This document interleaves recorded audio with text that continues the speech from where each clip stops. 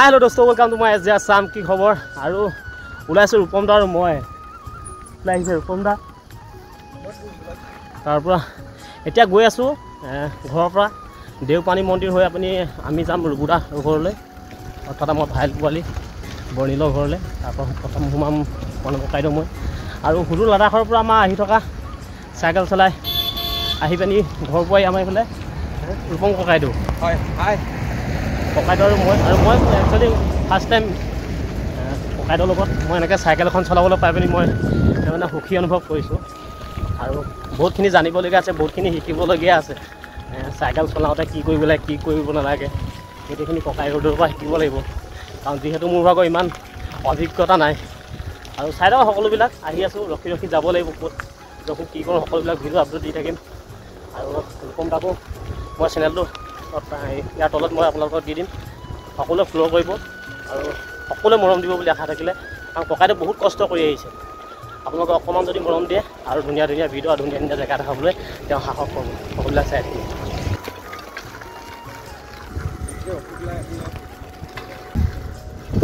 আৰু ফাইনেলি আহি আছোঁ জামুগুৰিত আহি পানি পৰঠা খালোঁ ৰূপম দা আৰু মই, আৰু খাই পিনি এতিয়া জামুগুৰি আমাৰ দলং পাৰ হৈছোঁ আৰু আহি আছোঁ। যথেষ্ট গৰমক নেওচি এই যাত্ৰাটো যাবই লাগিব যিহেতু। ফাইনেলি বৰপথাৰ পাওঁ আৰু 5-6 কিলোমিটাৰমান আছে। আৰু অলপ বহি লৈছোঁ, ৰৈ পেলাই আছে ৰূপম দা অলপ ভিডিঅ' চিডিঅ' এডিট কৰাত লাগি আছে আৰু অলপ বহি লৈছোঁ। এইফালে আছে ৰূপম দাৰ চাইকেল আৰু ইফালে আছে মোৰখন। আৰু এতিয়া একেচাতে যাম বৰপথাৰ ৰখিম, তাৰ বৰপথাৰৰ পৰা আমি ফাটি দিম নামবৰ ৰোডে হৈ, নামবৰ ৰোডে ওলাই একেচাতে আমি মাজে মাজে ৰৈ গৈ দেওপানী পাম। সেইবিলাক চাই দিব। আৰু এইটো হৈছে বৰপথাৰ ৰোড।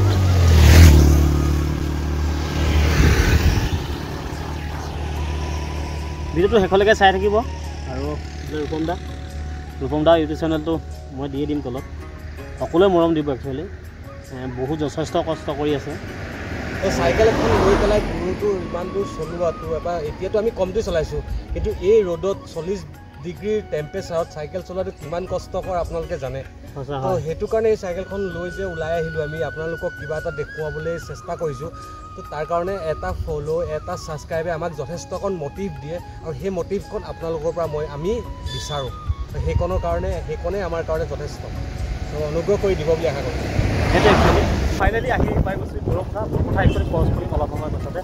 আগৰ ৰূপম দা গৈ আছে আৰু পাছে মই বৰপথাৰ ক্ৰছ কৰিম অলপ। যথেষ্ট গৰম আজি যথেষ্ট ভিৰো বৰপথাৰ, কাৰণ আজি বজাৰ বাৰ হ'লে। আহিম এতিয়া অলপ দূৰ এজেগাত ৰখিব লাগিব, অলপ ৰখিব লাগিব ন ৰূপম দা? ৰখিব লাগিব যাওঁ। আহি পাই গ'লোঁ আমি। একচুৱেলি এতিয়া গোলাঘাট আমি পাৰ হৈ যাম।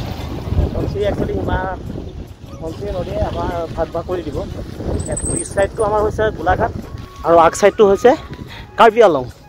অৰ্থাৎ আমি এতিয়া ফাইনেলি কাৰ্বি আংলঙত সোমাইছোঁ। কাৰ্বি আংলং সোমাই পিনি নামবোৰ হৈ আমি এনেকৈ ওলাই গুচি যাম একেবাৰে। আৰু চাই থাকিব সকলোবিলাক। আহিছোঁ Karbi Anglong, welcome to Karbi Anglong. Nambor road Borpathar crossing কৰি দিলোঁ, ক্ৰচিং কৰি আহি আছোঁ এতিয়া, যিহেতু দেওপানী ৰোডেদি আহি আছোঁ। আৰু পৰিৱেশটো খুব ধুনীয়া, চাৰিওকাষে গছ গছনিৰে ভৰি আছে।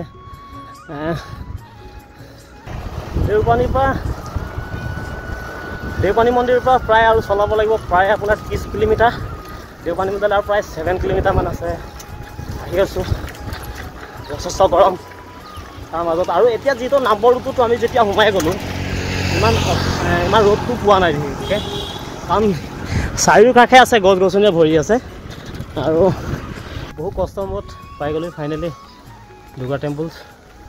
আৰু আগৰ ৰূপম দা আৰু মই আহি আছোঁ ৰখি আজি যথেষ্ট গৰম, তাৰ মাজতে পানী আৰু অলপ আছে মেইন মন্দিৰ ভাগ পাম। সেইবিলাক চাই থাকিব ভিডিঅ'টো শেষলৈকে। আমি পাই গ'লোঁ দুৰ্গা টেম্পল, দেওপানী মন্দিৰ। আৰু আপোনাৰ মই ককাইদেউ লগ পালোঁ, ককাইদেউৰ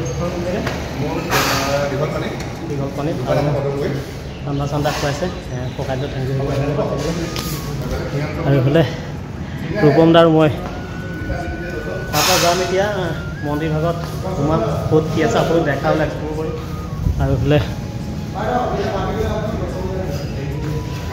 বহুত কষ্টবোৰ আহি পানী পাই গ'লোঁ শ্ৰী শ্ৰী দুৰ্গা দেওপানী মন্দিৰ অৰ্থাৎ। আৰু সেইটোৰ বেক চাইড এটা আছে পুখুৰী, আৰু পুখুৰীৰ পাৰত বেলেগ একো দেখা নাই। পুখুৰীত আছে চাগে চাইড কাছৰ আছে ইয়াত, আৰু গছ এজোপা কাটি পিনি গিৰাই দিলে তাত। তাৰপিছত মন্দিৰভাগ এইফালে আছে, আৰু মন্দিৰভাগ দেখাবলৈ চেষ্টা কৰিম চাই দিব ভিডিঅ'টো শেষলৈকে। আৰু ফাইনেলি আহি গ'লোঁ মন্দিৰভাগৰ ভিতৰলৈ, আৰু ইয়াত ফিটা পানিব পাৰে একচুৱেলি। ইয়াতে আপুনি কৈছে বন্তি জ্বলাওঁ বুলিলে, কৈছে যদি চাকি জ্বলাওঁ বুলি ভাবে আপোনালোকে ইয়াতে চাকি তাকি জ্বলাব পাৰে। আৰু ফাইনেলি ইয়াৰ পৰা ওলাইছোঁ, দেওপানী মন্দিৰৰ পৰা অলপ বহিলোঁ, ঠাণ্ডা ল'লোঁ। ঠাণ্ডা মানে আজি গছপাতবিলাক লৰাই নাই, অকণো হিলাই নাই, যথেষ্ট গৰম। আৰু ইয়াৰ পৰা চিধাই যাম এতিয়া প্ৰণৱ ককাইদেউৰ ঘৰত মন্দিৰৰ পৰা। চাইকেল আছে আগত, ৰূপম দা আছে পিছত, মই আছোঁ মাজত। ভিডিঅ'বিলাক চাই থাকিব আপুনি। আৰু ফাইনেলি পাই গ'লোঁ সৰু পথাৰ আহি আৰু এতিয়া সৰু পথাৰৰ পৰা সোমাই দিম প্ৰণৱ ককাইদেউৰ ঘৰ লৈ এফালে সোমাই যাব লাগিব। ইয়াৰ পৰা আছে আৰু 12 কিলোমিটাৰ প্ৰণৱ ককাইদেউৰ ঘৰলৈকে।